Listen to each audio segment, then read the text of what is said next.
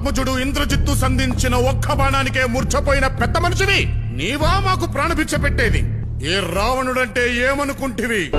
కైలాసాన్నే కుదిపి ఆ శివుణ్ణే వశం చేసుకున్న పరమశివ భక్తుడు ఈ రావణుడు. సమస్త దేవదానవ యక్ష కిన్నెర కింపురుషులను జయించిన విశ్వవిఖ్యాత వీర సార్వభౌముడను.